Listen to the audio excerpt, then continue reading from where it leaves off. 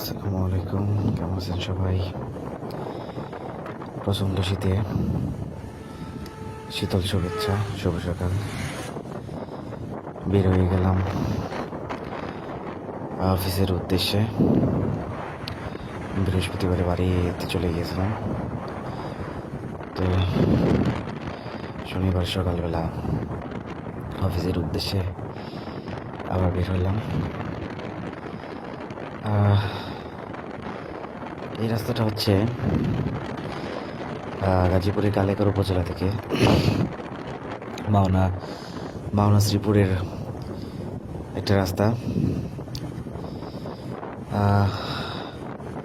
এই রাস্তাটা অনেক সুন্দর, এবং শুধু সুন্দর বলতে ভুল হবে, অনেক ভয়ঙ্কর রকমের সুন্দর। এই রাস্তাটা দুই পাশে ঘন জঙ্গল, মাঝখান দিয়ে এরকম পিচ ঢালা রাস্তা। এই রাস্তা দিয়ে আমি অনেক আগে চলাচল করতাম, যখন আমি মামলাতে একটা অফিসে জব করতাম 2018 থেকে 2020-এর মধ্যে। তখন এই রাস্তাটা পাকা ছিল না, পিচ ঢালা ছিল না। রাস্তাটা ছিল মাটির রাস্তা আর ইটের সেলিং করা। তখন এই রাস্তা দিয়ে মাঝে মাঝে যাইতাম, তবে অবশ্যই সেটা দিনের বেলা, কারণ এই রাস্তা দিয়ে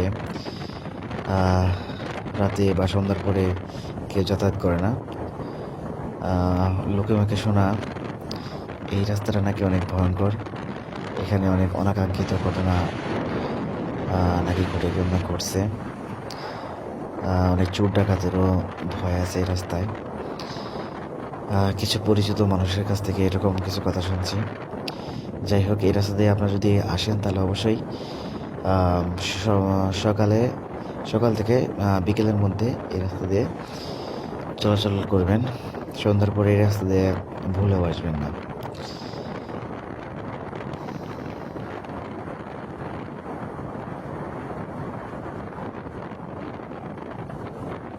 হাইওয়ে থেকে ময়মনসিংহের উদ্দেশ্যে যাবেন, তাদের জন্য এই রাস্তাটা খুবই শর্টকাট। কারণ টাঙ্গাইলের হাইওয়ে দিয়ে যদি চৌরাস্তা হয়ে ময়মনসিংহ হাইওয়েতে ওঠেন তাহলে অনেকটা পথ ঘুরে যেতে হয়। আর যদি এই রাস্তা আসেন তাহলে মেবি 20 থেকে 25 কিলোমিটার রাস্তা সেভ হবে আপনাদের। তো অবশ্যই এই রাস্তাটা দিনের বেলাতে চুজ করবেন। সন্ধ্যার পরে এই রাস্তাটা মোটেও সেফ না। আমি ব্যক্তিগতভাবে সাজেস্ট করব, যদি আসতে চান তো অবশ্যই দিনের বেলাতে এই রাস্তাটা আসবেন, রাতের বেলা ভুলেও আসবেন না। শীতের সময় অ্যান্টি ফগ ভাইজার না থাকলে খুবই সমস্যা, কারণ ভাইজারটা নর্মালি কুয়াশা লেগে একদম ভাইজারটা গোলা হয়ে যায়, পরে ভিজিবিলিটি একদমই থাকে না। তাই কষ্ট করে ভাইজারটা উঠিয়ে বাইকটা চালাতে হচ্ছে। যাই হোক, অনেকদিন পরে এই রাস্তায় এসে সত্যি অনেক ভালো লাগলো। আপনাদের কেমন লাগলো অবশ্যই কমেন্টে জানাবেন। চলুন রাস্তাটা উপভোগ করি। শীতের সময় অবশ্যই ফুল প্রোটেকশন নিয়ে বের হবেন। অবশ্যই হাতে গ্লাভস, ভালো করে শীতের জামা কাপড় এবং নাক গলাটা ঢেকে আসার চেষ্টা করবেন, তা না হলে ঠান্ডা লেগে যাওয়ার সম্ভাবনা বেশি থাকে। বিশেষ করে আমার ঠান্ডার প্রবলেমটা বেশি, একটু ঠান্ডা বাতাস নাকে লাগলেই বা গলায় লাগলেই সর্দি কাশি লেগে যায়। তাই চেষ্টা করি সবসময় নাক আর গলাটা ঢেকে বাইক চালানো। আর অবশ্যই হেলমেট পরে বাইক চালাবেন, কারণ নিজের সেফটিটা সবার আগে। রিস্ক নিয়ে কখনো বাইক চালানো উচিত না, বা নিজের সেফটি ছাড়া কখনো বাইক চালানো উচিত না। আমি একদমই এই জিনিসটাকে কখনো সাপোর্ট করি না।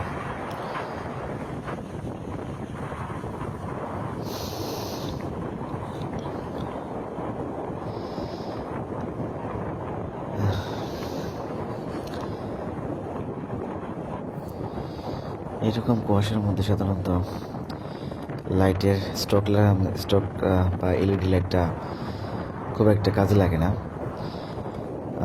ভিজিবিলিটি খুব ভালো থাকে না, তবে অবশ্যই ফগ লাইট থাকলে এরকম কুয়াশায় বাইক চালাতে সুবিধা হয়।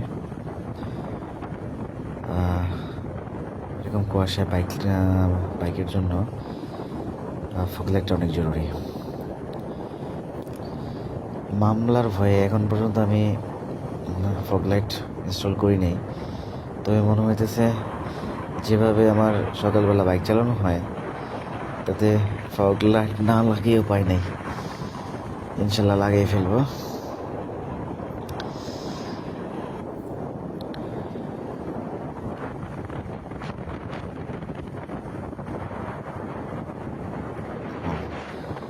দেখুন কুয়াশা, প্রচণ্ড কুয়াশা। এটা হচ্ছে আমার শীতের গেট আপ।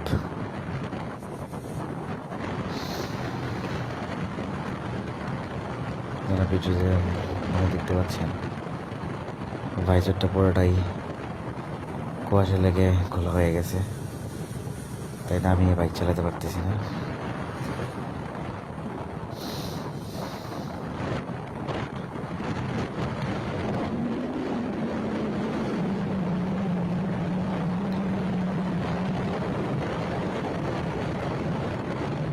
ধন্যবাদ সবাইকে যারা আমার এই ভিডিও দেখছেন। আবার ইনশাল্লাহ নতুন কোনো ভিডিও নিয়ে হাজির হবো। ততক্ষণ পর্যন্ত ভালো থাকেন। আল্লাহ হাফেজ।